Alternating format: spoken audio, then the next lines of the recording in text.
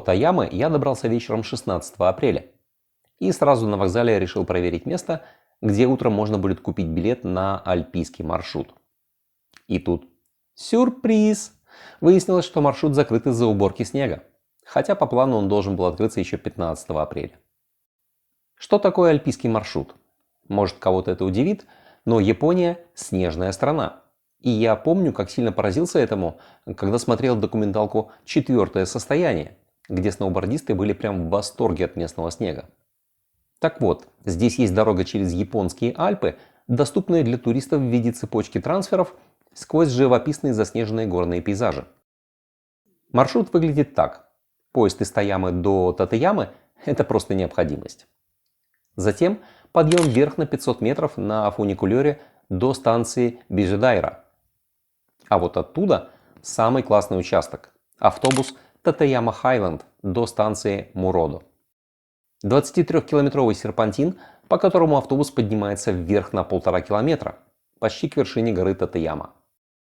Именно там нереально много снега и есть несколько пешеходных маршрутов с крутыми пейзажами. Дальше электробус сквозь тоннель до Дайканбо, где тоже есть пара интересностей. А затем канатная дорога вниз до Куроби-Дайры с крутейшей панорамой по пути. Спуск составляет почти 500 метров и всю дорогу потрясный вид на горы, долину и озеро внизу. После этих красот короткий подземный фуникулер до станции Куробеко, спуск еще на 373 метра и пешая прогулка по дамбе Куробе. Кстати, во время сброса воды дамба Куробе это само по себе мегазрелище. Ну и от Куробе еще один электробус сквозь тоннель до станции Огисава. Оттуда уже обычным автобусом можно выбраться до городка Оммачи с ЖД-станцией. Короче, когда я строил план поездки по Японии, специально подгадал так, чтобы оказаться в Таяме как раз после того, как 15 апреля откроется альпийский маршрут. Но что-то пошло не так. На сайте висела инфа, что они делают все возможное, чтобы запустить сервис 17 апреля. И в 7 утра я пришел на вокзал с надеждой, что у меня получится перебраться на ту сторону японских Альп именно так, как я планировал. Окошко с билетиками открывается через 20 минут. И это очередь за билетами. Онлайн сейчас уже не купить. Вот эта вся очередь, я даже не знаю, сколько это будет стоять. Здесь всего лишь одно окошко. При этом нет гарантии, что можно будет проехать там на Хайленд автобусе. И, возможно, придется возвращаться. Я решил немножко попробовать обмануть систему. Потому что девушка-консультант сказала, что в Татеяме тоже можно купить билет. Там 3 окошка, там тоже много людей, но там 3 окошка, не одно. Вот, так что я взял билет до Татеямы и попробую прорваться оттуда. Пока ехал в поезде до Татеямы, регулярно проверял на сайте статус доступа к маршруту. И вот уже у самой станции вдруг появилась инфа, что сервис открыт. Но, разумеется, был нюанс. Короче говоря, трэш полный. Онлайн-бронирование все не работает, потому что на самом деле, как вот я уже поговорил с местными, открыто, по идее, с 15 числа, так вот с 15 числа еще никто никуда не уезжал, до сих пор чистят. Поэтому здесь, говорят, народ приезжает каждый день в ожидании билетов, что откроют и что получится пробраться на этот маршрут.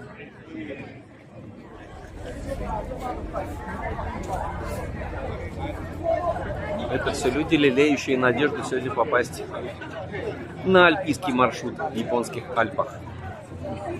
И я среди них. А вот получится или нет, узнаем. Единственное, что у меня преимущество, у меня one way. И мне дали бумажечку на покупку билета. Я уже час стою, жду своей очереди. Еще где-то мне стоять час нужно. Да, вот приглашают сейчас 31-32 группа, а у меня 49-я группа. Так что есть шансы сегодня уехать на Хайленд Бас. Но если даже не получится, у меня есть запасной план. Я тогда доберусь до Мацумото поездами обычными. А завтра с утра в 6:30, если выехать, то где-то за 3,5 часа я доберусь до горы Марудо с другой стороны. И пешую прогулку можно будет сделать именно там. Так что есть запасной план. Но может и повезет сегодня. Посмотрим.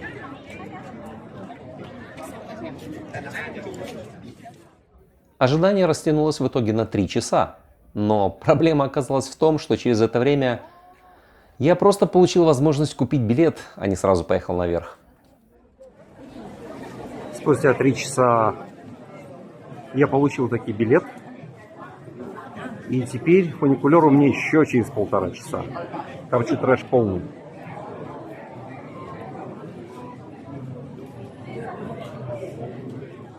Билет удалось купить только на 14:00, и несложные расчеты показывали, что это последний вариант в этот день проехать альпийский маршрут до конца. Уже без каких-либо значимых остановок по пути, просто перебраться на другую сторону гор. Даже самая прикольная и самая интересная для меня тема – прогулка по снежному коридору Snowwall Walk на станции Муродо закрывалась в 15:00, то есть еще до того, как автобус должен был туда доехать. Но и поездами ехать в обход было бы уже не быстрее, так что я решил проехать сквозь горы и увидеть то, что получится увидеть. 資材の運搬に現役として活躍しています。日本でこれほど大きな貨車を連結しているのはこの立山ケーブルカーだけとなっています。 Оказавшись в очередной толпе, это была очередь фуникулера на автобусы Highland, я уж было подумал, что вообще не факт, что успею перебраться этим маршрутом до Моцумото. И тут ко мне подходит Фортуна и такая: да ладно тебе, поехали вместе. В общем, для начала в автобусе мне повезло сесть в первый ряд и по максимуму насладиться видами по дороге. Серпантин оказался что надо. Красивое сочетание белого коридора с зелеными деревьями по его краям. Узкая петляющая дорожка постоянно навевала на мысли: а есть ли сюда доступ на своем авто или мото? Неожиданный водопад среди заснеженных горных склонов. И главное, чем выше мы забирались, тем меньше было растительности и больше снега. Еще пока ждал внизу в очереди, вычитал на сайте, что в этот день максимальную высоту снежного покрова на горе оценивали в 16 метров. Все это пробуждало мои детские воспоминания о Воркуте, где я родился и вырос. С такими же высокими снежными коридорами, катанием на лыжах в поселке с крыши дома и чистейшим белым снегом. Ближе к вершине снега стало уже столько, что автобусы, высота которых под 4 метра на минуточку, казались мелкими по сравнению со снежными стенами. Это реально крутое зрелище. Но Фортуна решила, что этого мало. Проход на Snowwall Walk ожидаемо уже был закрыт. И тут меня как-то угораздило оказаться внутри какой-то экскурсионной группы, которую пропустили на этот маршрут. Вот так я оказался на прогулке внутри снежного коридора, по которому только что проехал. Определенно, это стоило тех часов ожидания внизу.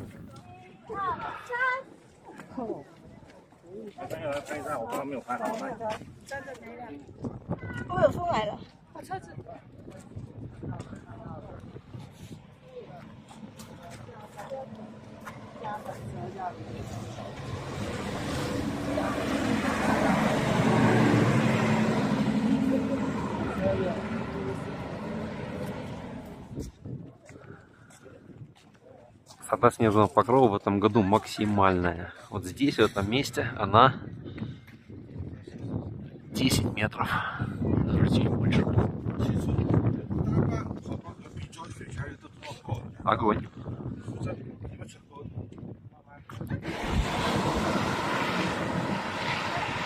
Ничего необычного, просто в Японии снег еще не везде растаял.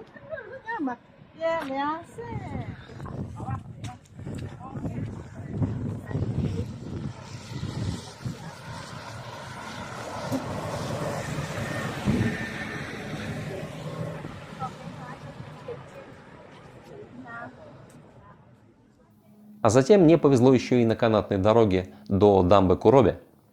На входе меня буквально запихнули на такое место, откуда оказался самый потрясный вид.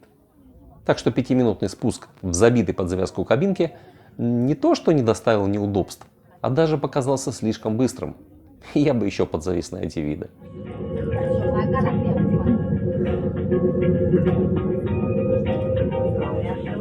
We want to protect its natural beauty, so please refrain from littering. We thank you for your cooperation. Station. Change here to the Kurobe Cable Car for Kurobe Dam and Tokugawa. 客車がホームに入る際に揺れる場合がございますので、お近くの Оставалось только еще прогуляться по самой дамбе. Дамба Куроби. На видео, кстати, был очень красивый процесс сброса воды с дамбы.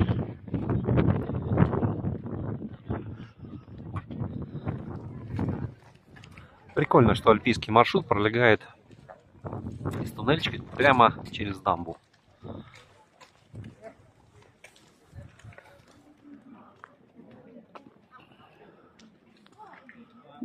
Как здесь пусто и сухо.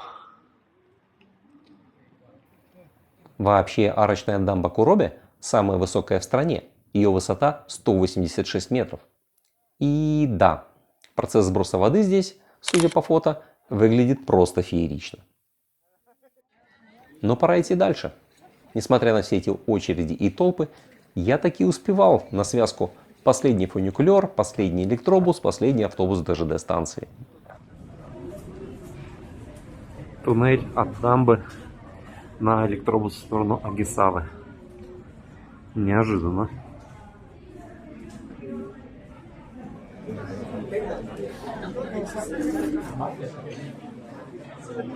Остался последний рывок до Агисавы. Это последний автобус, насколько я понимаю. Или автобусы, тогда уж. Короче, жесть.